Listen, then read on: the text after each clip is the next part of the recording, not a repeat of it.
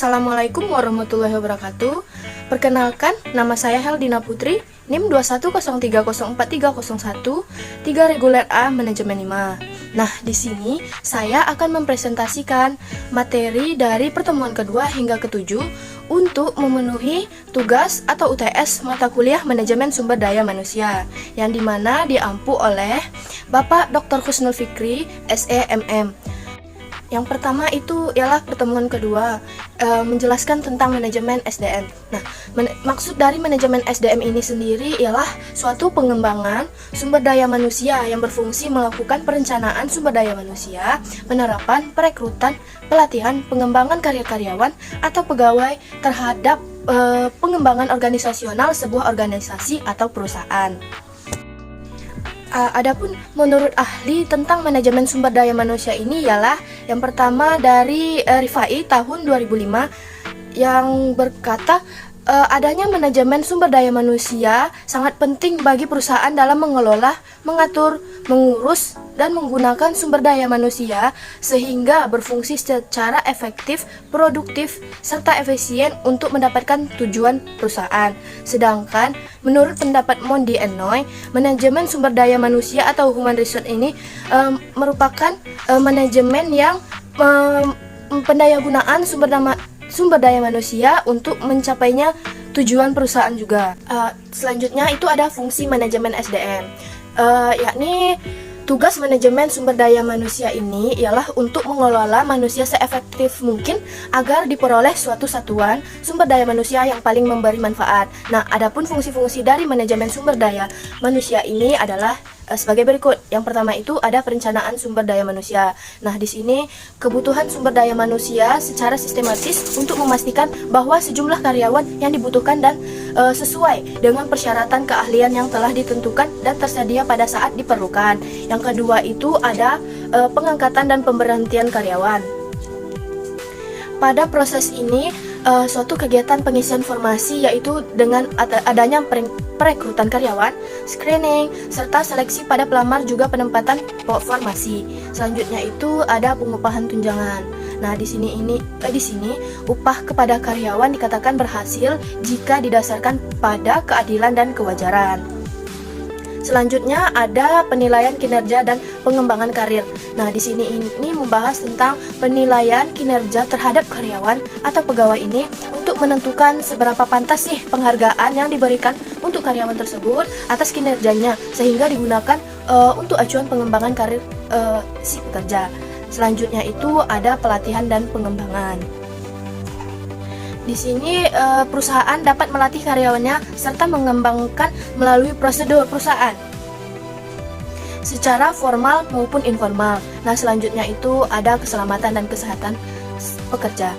Selanjutnya juga ada penerapan efektivitas hubungan kerja, yakni yang bermaksud pada fungsi ini perusahaan itu harus mampu membuat standar bagaimana hubungan kerja yang efektif dan efisien sehingga dapat diimplementasikan. Tujuan dari manajemen sumber daya manusia ini yakni pada masing-masing perusahaan itu bersifat variatif atau berbeda. Yang pertama ada menurut Ulrich dan Light tahun 1990, yakni sumber daya manusia itu dapat menjadi sumber kapabilitas perusahaan yang memungkinkan perusahaan untuk terus belajar dan memperagakan peluang yang baru gitu. Selanjutnya itu ada manfaat manajemen sumber daya manusia. Yang pertama itu ada perusahaan dapat memanfaatkan sumber daya manusia yang sudah ada secara baik atau seperti bakat yang terdapat pada karyawan. Nah, selanjutnya juga ada produktivitas dari karyawan yang sudah ada semakin meningkat. Nah, manajemen sumber daya manusia ini yang baik tentu akan proporsionalitas dalam penempatan formasi karyawan. Terlalu banyak karyawan juga tidak baik untuk perusahaan dan bisa berdampak penurunan semangat karyawan. Nah, kekurangan karyawan juga tidak baik untuk perusahaan, akan mengakibatkan pekerjaan itu menjadi terhambat. Nah, selanjutnya itu ada penanganan informasi ketenaga kerjaan. Nah, di dalam penanganan ini, informasi sumber daya manusia yang dimiliki bisa meliputi masa kerja setiap karyawan, status perkawinan, ada tunjangan, jumlah penghasilan dan pendidikan serta pelatihan yang ada. Selanjutnya ada penelitian. Nah, Sebelum melakukan perencanaan, maka diperlukan penelitian, termasuk penelitian mengenai manajemen sumber daya manusia ini. Hal ini dilakukan guna untuk mendapatkan gambaran serta keterangan yang akurat untuk menjadi landasan dalam aktivitas manajemen sumber daya manusia. Jadi selanjutnya itu pengertian dari perencanaan SDM. Nah, menurut ahli Mattis dan Jackson tahun 2001, perencanaan SDM ini ialah sebuah proses identifikasi dan analisis untuk memiliki SDM yang bisa mencapai tujuan organisasi atau perusahaan. Nah, perencanaan SDM ini atau Human Resource Planning atau disingkat HRP merupakan proses peramalan yang bersifat sistematis dengan cara menghubungkan kebutuhan SDM pada suatu perusahaan dengan strategi dan tujuan perusahaan tersebut. Selanjutnya itu ada fungsi dan tujuan perencanaan SDM. Nah, contoh tujuan perencanaan SDM ini yaitu agar ada kepastian antara kesesuaian tenaga kerja dan jumlah pekerjaan yang tersedia, baik itu jumlah atau kualitas SDM yang perusahaan butuhkan. Nah, lalu apa saja fungsi perencanaan SDM itu untuk perusahaan?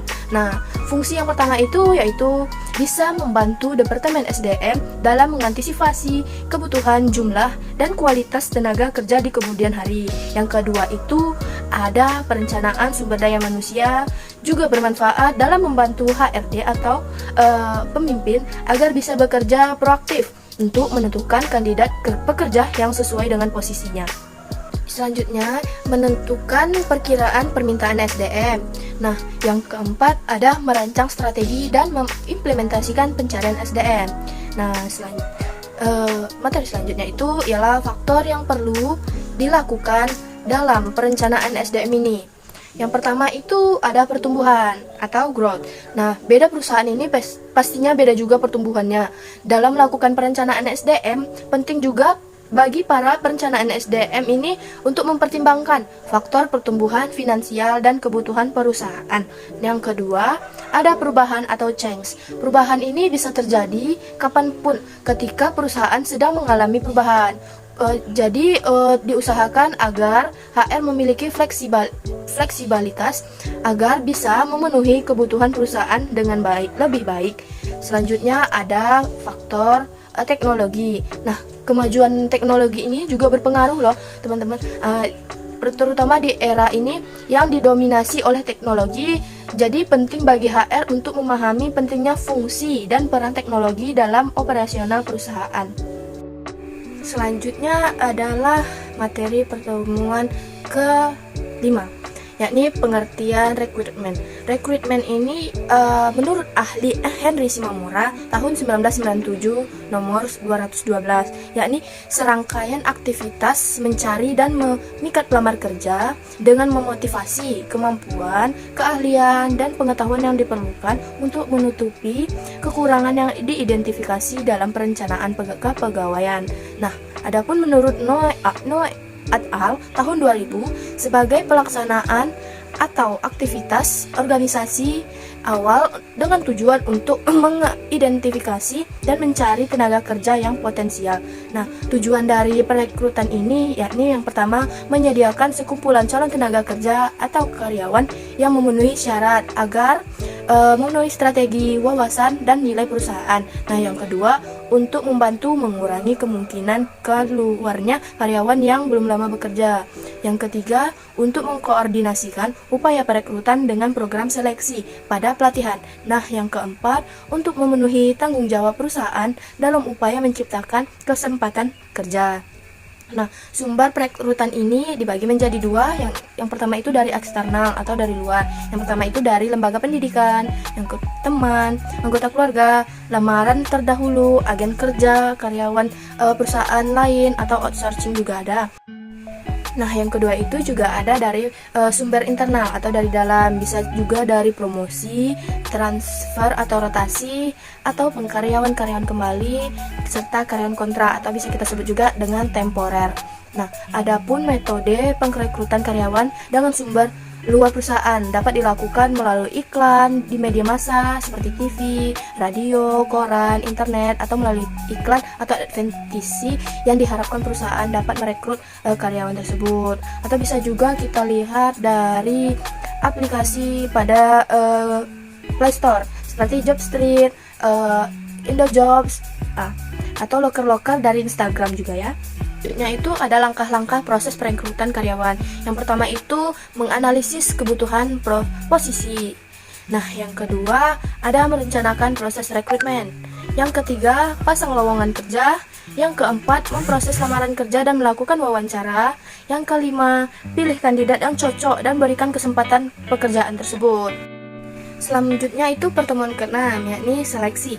Nah, pengertian dari seleksi ini sendiri ialah usaha pertama yang harus dilakukan perusahaan untuk memperoleh karyawan yang kualifikasi atau sesuai dengan kriteria perusahaan tersebut, serta yang kompeten akan menjabat dan mengerjakan semua pekerjaan. Tujuan dari seleksi ini yang pertama itu mendapatkan karyawan yang kualifikasi dan potensial.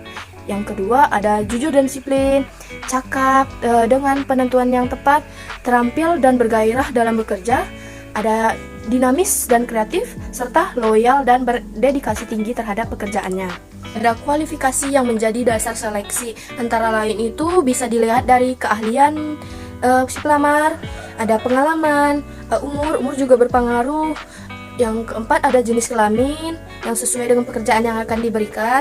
5 pendidikan atau pelatihan. Yang keenam itu keadaan fisik pastinya perlu karena perusahaan pastinya memilih karyawan yang sehat.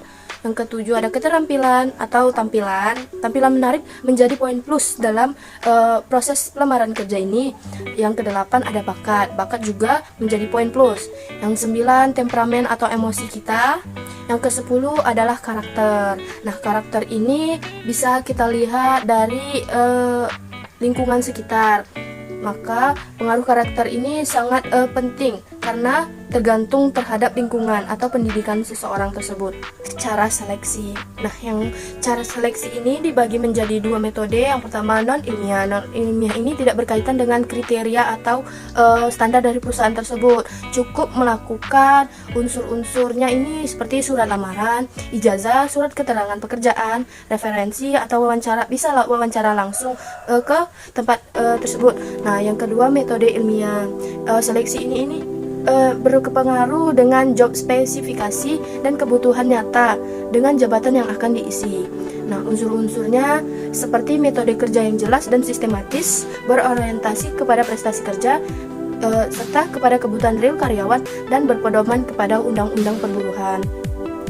Proses seleksi. Nah, proses seleksi ini ada dari seleksi administrasi, wawancara pendahuluan, formulir lamaran pekerjaan, terus ke pemeriksaan referensi, lalu ke tes psikologi. Nah, tes psikologi ini bisa meliputi dengan tes Pauli yang berisi angka-angka, ada juga tes simbol. Nah, di tes simbol ini kita dituntut untuk menggambar sesuai dengan imajinasi kita. Seleksi ini juga memiliki kendala. Nah, yang pertama itu ada tolak ukur. Kesulitannya untuk menentukan standar tolak ukur yang digunakan yakni kejujuran, kesetiaan, dan prakarsa. Nah, yang kedua ada penyeleksi. Dari segi penyeleksi ini kesulitan mendapatkan penyeleksi yang benar-benar kualifikasi, jujur, dan objektif dengan penilaiannya. Ada juga bisa kita sebut sekarang ini orang dalam gitu. Nah, yang ketiga ada dari segi pelamar. Nah, pelamar kesulitan juga untuk mendapatkan jawaban yang jujur dari si pelamar ini. Kadang si pelamar ini bisa jadi bohong tentang segala sesuatu yang dikatakannya kepada HRD saat melamar pekerjaan. Selanjutnya ada orientasi karyawan. Nah, perkenalan bagi setiap karyawan baru ini dilakukan untuk menyatakan bahwa mereka ini betul-betul diterima dengan tangan terbuka dan akan bekerja dengan karyawan lainnya, serta mengenalkan lingkungan pekerjaan yang akan dijalani. Materi pertemuan ke-7, pengembangan tenaga kerja. Pengertiannya ini ada menurut ahli Malayu Hasibuan tahun 2005, yakni suatu usaha untuk meningkatkan keterampilan teknis, teoritas, konseptual, dan moral karyawan sesuai dengan kebutuhan pekerjaan dan jabatan melalui pendidikan dan pelatihan.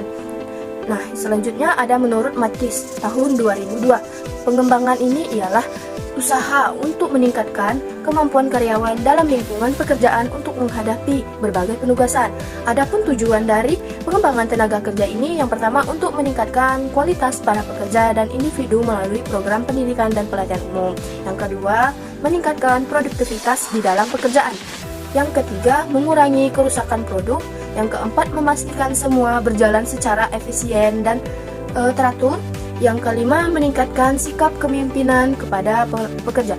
Yang kelima, selanjutnya menciptakan moral karyawan atau manusia serta menaikkan atau mendapatkan balasan jasa. Selanjutnya, metode pengembangan SDM. Nah, materi ini dibagi menjadi beberapa. Yang pertama itu pelatihan atau training. Metode ini yang dilakukannya ialah untuk meningkatkan karyawan semakin terampil dalam melakukan tugasnya.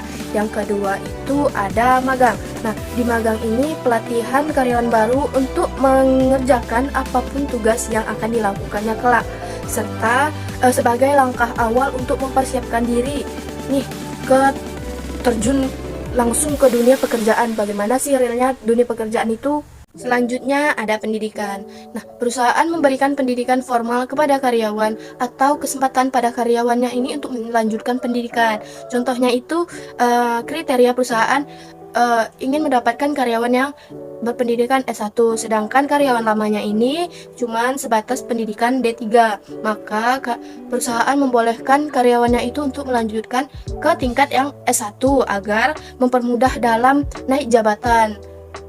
Selanjutnya itu ada rotasi kerja, yakni ketika karyawan kurang memberikan hasil maksimal, maka perusahaan harus mengevaluasi apa penyebabnya. Selanjutnya ada studi banding. Nah, cara mengevaluasi atau membandingkan sistem kerja yang selama ini berjalan di suatu perusahaan dengan sistem kerja standarnya perusahaan yang lain gitu, atau berlaku juga di tempat lainnya.